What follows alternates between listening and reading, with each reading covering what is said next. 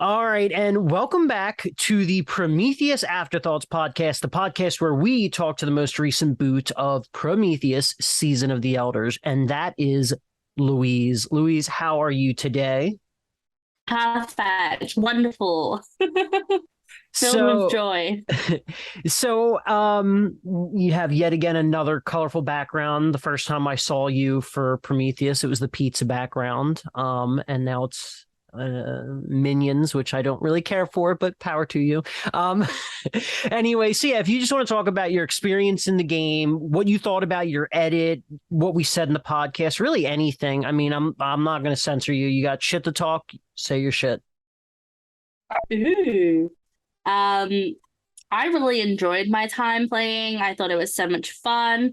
Like it's definitely like it's it's such an adrenaline rush. That it almost feels like while you're playing, feels like no time has passed. But I'll tell you, when I was in the sticks, it felt like time could go a little bit faster. But that's neither here nor there. I was actually like fine with my edit. I feel like it came across kind of how I play. I wasn't always necessarily the most featured, but there were people who would mention me by name, and that's kind of what I try and do. Is I may not always be the focus at the beginning, but I'm there. Believe me, I'm there. Um, and then I kind of come out more as time goes on, and that's just the way I play as well. So I felt like it was a very true to me edit. I didn't have any problems with it. All right, cool. Yeah. So, I mean, I was, and production was as well. We were like at the end of day one, and I still keep meaning to ask them. It's only been like 24 hours since I recorded the last podcast for the deep dive, but like we were convinced that you and Bloody were going to take full control of the game. And man, when I say how freaking shocked we were that you were the first boot of day two, I mean, it's just crazy. Like I've even had people message me and just say like they were not expecting you to get out there. Yeah, Um, me and them both. So something that a couple people did mention was your exit speech, which I had an interpretation of your exit speech, but I'm very curious if you could enlighten us if that was like true bitterness, a mix of both, just being playful. I mean, for me, I'm dramatic. You know me. I love the drama. So I think in a sense I was like, if I'm headed out, might as well like make it fun. I didn't I feel like those who know me know I'm not necessarily a bitter juror. I definitely can be, and more power to you and to me if that's the way I choose to be.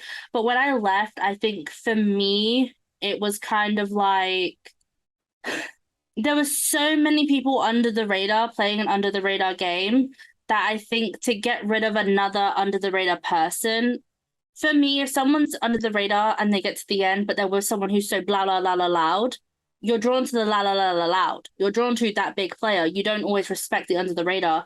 So my whole thing would be wanting to keep as many people around like that as possible because they need to be at the end.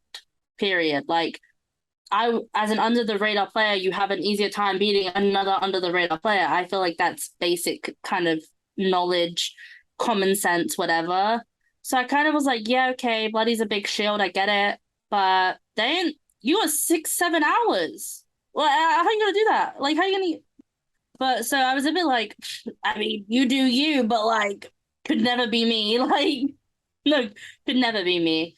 And like I listened to the podcast. Absolutely, I was not angry at Bloody. I was nothing but amazed and taken aback about how brilliant the whole move was. And like I could kind of see my downfall as it was happening. So I was just trying to like grasp to anything.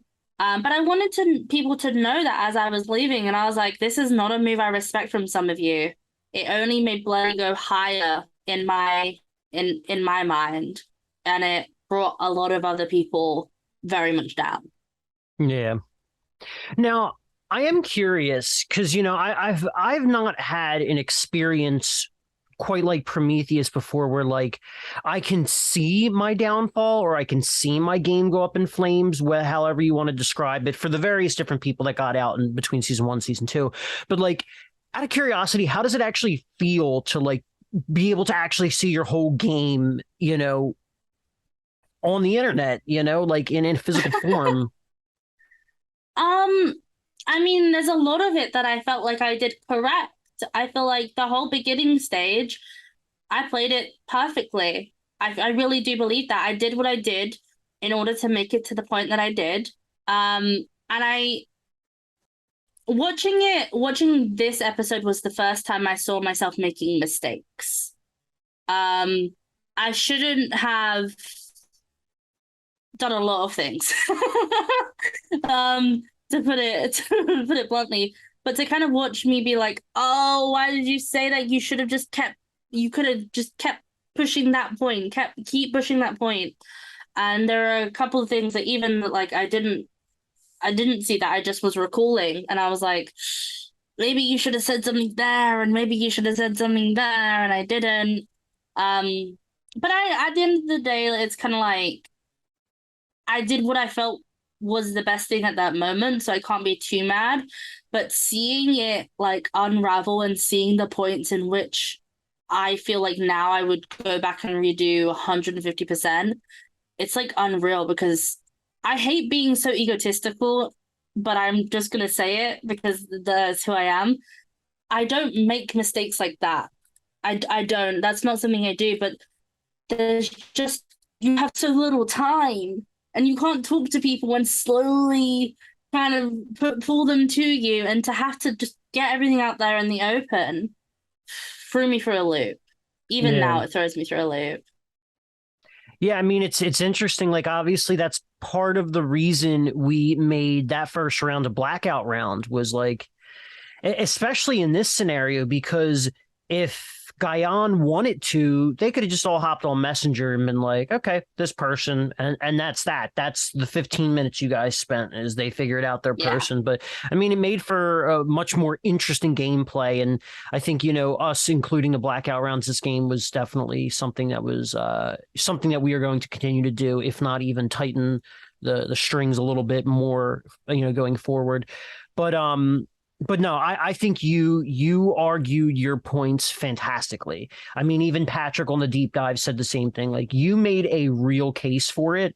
I just think the unfortunate circumstance is that you were a part of the Hot Mess tribe, Hot Mess team. And Guyan wanted to keep their numbers strong, and Bloody calling that out was like, that was their way of getting on the same page. But then we saw, at the same time, Ben, CJ flipped to your side, and then Ben flipped to the other side. So like it could have been a tie, and Bloody could have gone home in a tie. So just really Yeah, crazy. it definitely is. And like in my goodbye message, like final words, whatever it is, I definitely kind of said that. I said I wouldn't be surprised if Ben didn't vote for me to stay. And I guess the incorrect person of who I thought maybe, but I also wasn't like 100% sure. I was like, it could have been Michael, it could have been someone else. But I feel like I definitely saw a situation where Ben did vote against me there. I just got this vibe, and I was ready to stick with it for like a good while, but I knew he would be my downfall. I just kind of felt it, and that's why I said like I think Ben voted me out.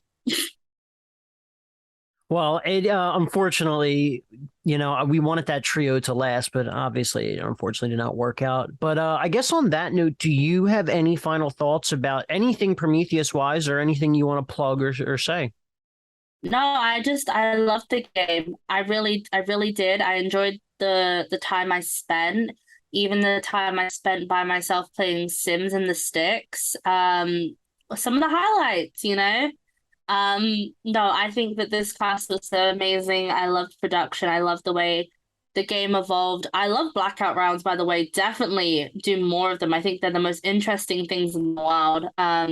And tribals like the tribal that I was a part of, I think really prove how good people can be. And I think it proved how good Bloody was. I think it proved in a way how good I am. Because it was still close. I still nearly stayed despite literally being called out. So the game is amazing. Apply for season 3 when apps are out, period. I don't have anything to plug. But that's that. All right. Well, I guess you heard it here. I will also say, Louise is playing Instinct right now on Facebook. Please go cheer her on. She's got some stuff that I'm sure she's going to impress everyone. But yeah, go out. We'll post the link in the description. Please cheer her on, and her Thank amazing you. intro picture with that nice 80s vibe. So yeah.